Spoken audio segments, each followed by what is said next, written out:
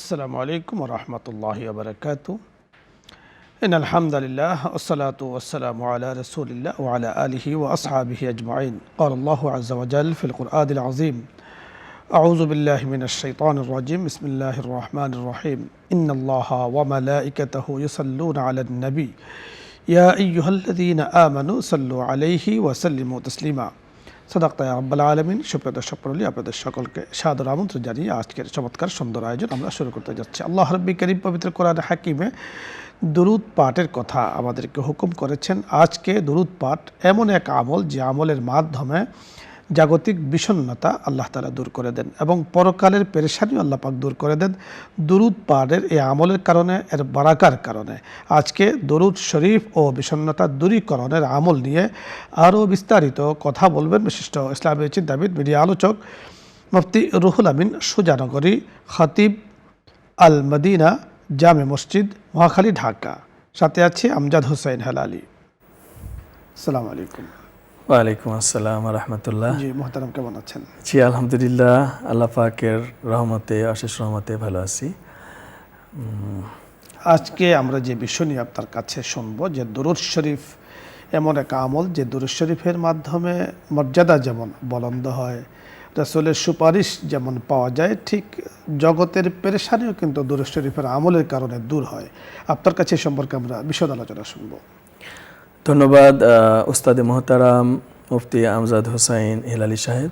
সম্মানিত সুপ্রিয় শ্রোতামণ্ডলী, দরুদ শরীফ সম্পর্কে আসলে আমরা কম বেশি সকলেই জানি। দরুদ শরীফ এটা অত্যন্ত গুরুত্বপূর্ণ একটা ইবাদত এবং আল্লাহ পাক রব্বুল আলামিন তার ফেরেশতা মণ্ডলীদেরকেও এই ইবাদতের নির্দেশ দিয়েছেন। আল্লাহ পাক নিজেও নবীজির প্রতি রহমত নাজিল করেন, আর সমস্ত উম্মতের জন্য জীবনে একবার হলেও দরুদ শরীফ পাঠ করা ফরজ এবং প্রত্যেক নামাজের মধ্যে, মজমার মধ্যে নবীজির নাম শোনা, সাথে সাথে দরুদ শরীফ পাঠ করা অত্যন্ত জরুরি। তো সম্মানিত উপস্থিতি, আমরা দরুদ শরীফের ফজিলত সম্পর্কে এতটুকু বলতে চাই যে দরুদ শরীফ এমন একটা ইবাদত যে কারো যদি আল্লাহ পাকের রহমত সাথে সাথে নামানোর দরকার হয়, যেমন আমরা আকস্মিক কোনো বিপদগ্রস্ত হই, যে বিপদ থেকে উদ্ধার করতে পারে শুধুমাত্র আল্লাহ পাকের রহমত, এবং ওই মুহূর্তে আল্লাহ পাকের রহমত নামানোর সবচাইতে সহজ পদ্ধতি হলো দরুদ শরীফ। কেননা রাসূলুল্লাহ সাল্লাল্লাহু আলাইহি ওয়াসাল্লাম বলেছেন, মান সাল্লা আলাইয়া মাররাতান সাল্লাল্লাহু আলাইহি আশারা মাররা, যে ব্যক্তি আমার উপর একবার দরুদ পাঠ করে আল্লাহ পাক রব্বুল আলামিন তার উপরে 10 বার রহমত নাজিল করে। এবং এটা পরীক্ষিত আমল, আমরা যে কেউ এটা পরীক্ষা করে দেখতে পারি যে দুনিয়াতে আমাদের সবচাইতে বড় সমস্যা হলো পেরেশানি, বিষণ্ণতা, আত্মিক ডিপ্রেশন। এটা দূর করার অনেক মাধ্যম রয়েছে। আল্লাহ পাকের জিকির আছে, বিভিন্ন দোয়া দরুদ আছে। এর মধ্যে অত্যন্ত কার্যকরী একটা পদ্ধতি হলো দরুদ শরীফ। যদি কখনো কারো মন খুব খারাপ থাকে, খুবই বিষণ্ণ থাকে, পারিবারিক চাপ বা সামাজিক কিংবা মানসিক যে কোনো চাপ বা যে কোনো অশান্তি বা যে কোনো ডিপ্রেশন থেকে মুক্ত হওয়ার জন্য যদি কেউ চেষ্টা করে, তাহলে সে যদি একটু চুপ করে কোথাও বসে একটু নির্বিলি নবী করিম সাল্লাল্লাহু আলাইহি ওয়াসাল্লামের প্রতি দরুদ পড়তে থাকে, দরুদ পাঠ করতে থাকে, তাহলে দেখা যাবে যে আল্লাহ পাকের রহমত তার কলিজার উপরে বৃষ্টির মতো নাজিল হচ্ছে। এবং এই রহমতে নাজিল হওয়ার কারণে তার ভিতরে এমন একটা প্রশান্তি কাজ করবে, এমন একটা শান্তির ঝর্ণা প্রবাহিত হবে, যেটা তার দিল, দিমাগ, দেহ, তার মানে শরীরের শিরা উপশিরাগুলো একেবারে শান্ত হয়ে যাবে। এছাড়া রাসূলুল্লাহ সাল্লাল্লাহু আলাইহি ওয়াসাল্লামের প্রতি দরুদ পাঠ করা এটা এ উম্মতের মর্যাদা বুলন্দের অন্যতম একটা কারণ। তদুপরি রাসূলুল্লাহ সাল্লাল্লাহু আলাইহি ওয়াসাল্লাম বলেছেন, যে ব্যক্তি আমার প্রতি বেশি বেশি দরুদ পাঠ করবে, কাল কিয়ামতের মাঠে সে আমার সুপারিশ তত বেশি লাভ করবে।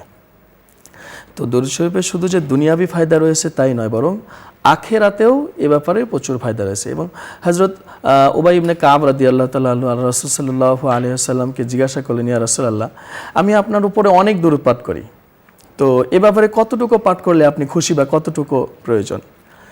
তো নবী করিম সাল্লাল্লাহু আলাইহি ওয়াসাল্লাম বললেন, তুমি কতটুকু দরুদ পাঠ করো? নবী সাহাবী বললেন যে ইয়া রাসূলুল্লাহ, আমি আমার জিকির আজগারের আধা টাইম আপনার উপরে দরুদ পাঠ করি। নবী করিম সাল্লাল্লাহু আলাইহি সাল্লাম এটা তোমার জন্য কল্যাণকর। ফাইন জিত্তা ফাহুয়া খায়রুন লাকা, তুমি যদি আরও বেশি টাইম আমার জন্য দরুদ পাঠ করে তাহলে সেটা তোমার জন্য আরও কল্যাণকর হবে। সেই হিসেবে আমরা বলতে পারি যে দরুদ শরীফ অত্যন্ত সহজ এবং আল্লাহ পাকের রহমত নাজিল করার একটা সহজ মাধ্যম, এবং আল্লাহ পাকের সান্নিধ্য অর্জন করা, নবীজির সান্নিধ্য অর্জন করা। তদুপরি হাদিসের মধ্যে আসছে রাসূলুল্লাহ সাল্লাল্লাহু আলাইহি সাল্লাম বলেছেন, কেউ যদি আমার উপরে দরুদ পাঠ করে তাহলে সেই ব্যক্তির নাম, তার বাবার নাম, অন্য একটা বর্ণনায় এসেছে যে তার দাদার নাম পর্যন্ত 3 পুরুষের নাম লিখে নবীজির দরবারে তার দরুদকে পৌঁছে দেওয়া হয়। তো সেই হিসেবে দরুদ শরীফ পড়ার মাধ্যমে আমরা দুনিয়া এবং আখিরাতে আমাদের সকল সমস্যার সমাধান করতে পারি, এবং আমাদের যেই বিষণ্ণতার যে বিষয়টা রয়েছে এটা আসলে আমাদের সামগ্রিক একটা বিষয় এবং অনেক বড় ধরনের একটা সমস্যা। এই সমস্যার কারণে মানুষ ডিপ্রেশনে যাচ্ছে, অল্প বয়সে মারা যাচ্ছে, এবং এই সমস্যার কারণে মানুষ সুইসাইডের পথ বেছে নিচ্ছে।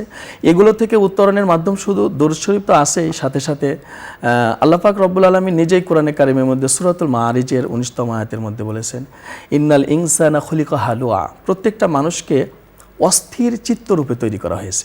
তার মানে আমরা প্রত্যেকটা মানুষ সৃষ্টিগতভাবে অস্থির, আমাদের মধ্যে অস্থিরতা আছে, ডিপ্রেশন আছে, আত্মগ্লানি, ক্লান্তি, ক্লেশ এগুলো দিয়ে ভরা থাকে, এবং এগুলোর কারণেই কিন্তু মানুষ পৃথিবীতে এত অশান্তিতে রয়েছে এবং এত বিদেশিরা আত্মহত্যা করতেছে। প্রতি 2 সেকেন্ডে একটা মানুষ আত্মহত্যা করার চেষ্টা করে, এবং প্রত্যেক 40 সেকেন্ডে একজন করে মানুষ আত্মহত্যা করে মারা যায়। আমাদের দেশেও প্রতি বছর 13 থেকে নিয়ে প্রায় 56,000 লোক আত্মহত্যা করে মারা যায় শুধু ডিপ্রেশনের কারণে, আত্মিক বিষণ্ণতার কারণে। তো এই যে ডিপ্রেশন দিয়ে আল্লাহ পাক আমাদের তৈরি করেছেন, সলিউশনে কিন্তু আল্লাহ পাকই দিয়েছেন কি, যে আল্লাহ পাক বলেন ইন্নাল ইনসানা খুলিকা হালুয়া, প্রত্যেকটা মানুষকে অস্থির চিত্তরূপে তৈরি করা হয়েছে।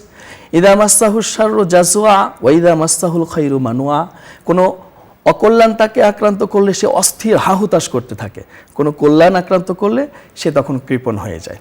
তো এই অস্থিরতা থেকে, বিষণ্ণতা থেকে বাঁচার উপায় কি? ইল্লাল মুসাল্লিন আল্লাযীনা হুম ফি সলাতিহিম দাঈমুন, যারা সালাত আদায় করে এবং যারা লাগাতার সালাত আদায় করে তারা এই দুশ্চিন্তা, ডিপ্রেশন থেকে সম্পূর্ণ মুক্ত থাকে। আপনি বড় চমৎকার বলছিলেন দর্শক মণ্ডলী, বড় চমৎকারভাবেই সূরাতুল মাআরিজের যে আয়াতগুলো আমরা শুনতে পেয়েছি, আল্লাহ রাব্বি করিম আমাদেরকে সৃষ্টিগতভাবে কিভাবে সৃষ্টি করেছেন সেটাও বলে দিয়েছেন, এবং সৃষ্টিগতভাবে আল্লাহ তাআলা আমাদের সকল কিছুর মালিক, উপাদান দিয়ে তিনি সৃষ্টি করেছেন, এবং তিনি বলে দিয়েছেন সৃষ্টির পরে, জগতে আসার পরে আমাদের হালাত কেমন হবে।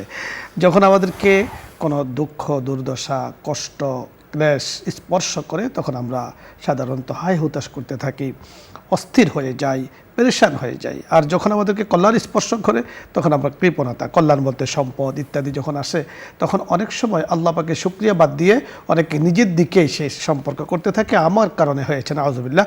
আসলে সকল কিছুর মালিক আল্লাহ তাআলা। এজন্য বিষণ্ণতা, ডিপ্রেশন আরও যা যা আছে এগুলো দূর করার ডাক্তারি অনেকগুলো ফর্মুলা দেয়া আছে, তবে শরীয়তের যে ফর্মুলা তা হলো নামাজ পড়া, বাকি সময় আল্লাহ পাকে জিকির করা, দরুদের আমল করা। সাল্লাল্লাহু আলাইহি ওয়াসাল্লাম, সাল্লাল্লাহু আলাইহি ওয়াসাল্লাম, ছোট্ট দরুদ আমরা সবসময় পড়ি। আল্লাহ পাক তৌফিক দান করেন, ইনশাআল্লাহ বিষণ্ণতা আল্লাহ তাআলা দূর করে দিবেন। দর্শক মণ্ডলী, আলোচ্য বিষয় নিয়ে যদি আপনাদের কোনো প্রশ্ন থাকে অথবা ইসলামের কোনো মাসলা মাসালা জানার প্রয়োজন হয় আপনি প্রশ্ন করুন, আমরা ইনশাআল্লাহ কথা বলবো। প্রথমে যিনি আছেন, আসসালামু আলাইকুম। দর্শক নাম বলে পরিচয় দিয়ে প্রশ্ন করুন। দর্শক নাম বলে। জি হুজুর, আসসালামু আলাইকুম। ওয়ালাইকুম আসসালাম ওয়া রাহমাতুল্লাহ। হুজুর, আমার 4টা কোশ্চেন। আমরা যে ফজরের নামাজ পড়ি, ফজরের নামাজ পড়ার পর আমরা তো ইশাকের নামাজের সময় ওয়েট করি, সেই সময় কি আমরা জায়নামাজে বসে কি জিকির করব নাকি বিছানায় বসে জিকির করতে পারবো? আর দ্বিতীয় কোশ্চেন হলো হুজুর, আমরা মেয়েরা কি কবরে যেতে পারবো কিনা? আর 3 নাম্বার কোশ্চেন হলো হুজুর, আমাদের তো অনেক নামাজ ছুটে গেছে, জীবনে অনেক নামাজ আমরা মিস করে ফেলেছি, সেই নামাজগুলোকে আমরা কাজা উঠাতে পারবো কিনা?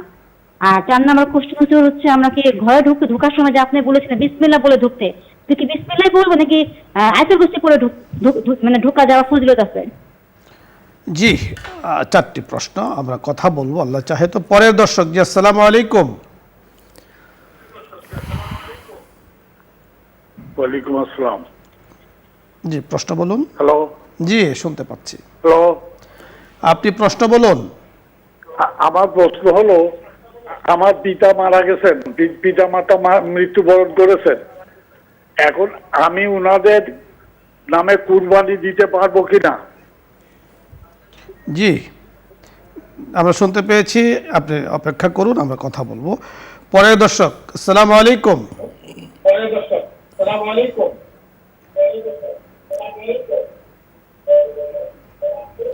হ্যালো, জি, প্রশ্ন বলুন। আসসালামু আলাইকুম। ওয়ালাইকুম ওয়ালাইকুম আসসালাম। আসসালাম, আপনার প্রশ্ন বলুন। হুজুর, আমি কাঁঠাল বাগান থেকে বলছি। জি বলুন। হুজুর, আমার ছেলের বউটা আজকে 1.5 বছর বাড়ি থেকে আসে না। এখন একটা নাতিন হয়েছে। এখন সে এখন বলতেছে সংসার করবে না, ডিভোর্স দিয়ে দেবে। এখন শরীয়তে এটা কি আছে? ধন্যবাদ। অনেকগুলো প্রশ্ন আমাদের কাছে এসছে দর্শক মণ্ডলী, আমরা কথা বলছি, সময় সুযোগ হলে আবারও আসবো। সর্বশেষ যে প্রশ্নটি করেছেন আপনি বুঝতে পেরেছেন, সম্ভবত ছেলে বিবাহ করেছে, সে সংসার করতে চায় না, নাতিনও হয়েছে বা নাতি হয়েছে, তো এর সলিউশন কি? এক্ষেত্রে শরীয়তের বিধান হলো যে শরীয়ত ডিভোর্স বা তালাক যেটাই বলি না কেন, শরীয়ত এটাকে বৈধতা রেখেছে বিশেষ একটা পর্যায়ে গিয়ে। এবং হাদিস শরীফের মধ্যে আসছে, আল্লাহ রসুল সাল্লাল্লাহু আলাইহি ওয়াসাল্লাম বলেছেন, আবগাজুল হালাল ইনদাল্লাহি আত-তালাক, সর্বনিকৃষ্টতম হালাল যেটা আল্লাহ পাকের কাছে, মানে কাজটা হালাল কিন্তু খুবই নিকৃষ্ট, সেটা হলো ডিভোর্স বা তালাক। এক্ষেত্রে আমাদের করণীয় হলো, যেই বোন সংসার করতে চাচ্ছেন না, তার যেই সমস্যাগুলো সামনে ফেস করেন তিনি, সেগুলো পারিবারিকভাবে বসে সমস্যার সমাধান করার চেষ্টা করা। নচেত কি হবে, উনি হয়তো সংসার ভেঙে গেলে অন্য কোথাও বিবাহ শাদী হবে, ওনার স্বামীরও অন্য জায়গায় বিবাহ হবে, মাঝখান থেকে ওনার যে ছোট্ট বাচ্চাটা রয়েছে, এই বাচ্চাটার জীবন বিপন্ন হবে এবং এই বাচ্চা অনেক হক থেকে, অনেক অধিকার থেকে বঞ্চিত হবে। আপনি বড় চমৎকার বলছিলেন, সংসার ভাঙ্গা এটা ভালো নয়, গড়া হলো ভালো।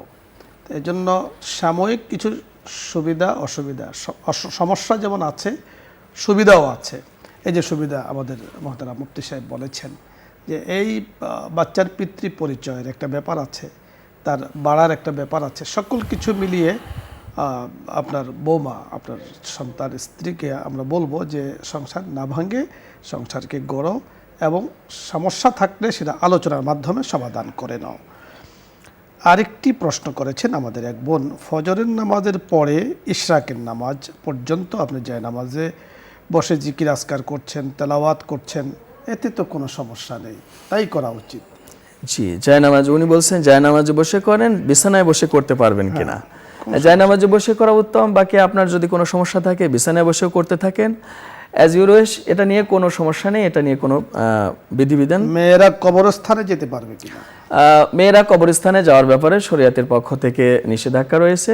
মেয়েরা যদি একান্তই কবরস্থানে যেতে চায়, তার বাবা বা একান্ত আত্মীয় কেউ থাকলে, তাহলে অবশ্যই সে কবরস্থানের বাইরে থেকে দোয়া করবে। সবচেয়ে ভালো হলো নিজের ঘরের মধ্যে থেকেই দোয়া করা। সুন্দর বলেছেন। জীবনের ছুটে যাওয়া নামাজগুলোর ব্যাপারে কি হুকুম শরীয়তের?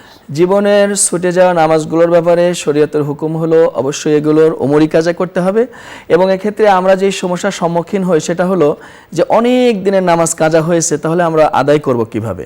এ ব্যাপারে শরীয়তের বিধান হলো যে আপনি নিয়ত করবেন, আমার প্রথম দিনের যেই ফজর নামাজটা কাজা হয়েছিল সেটা আমি কাজা আদায় করছি।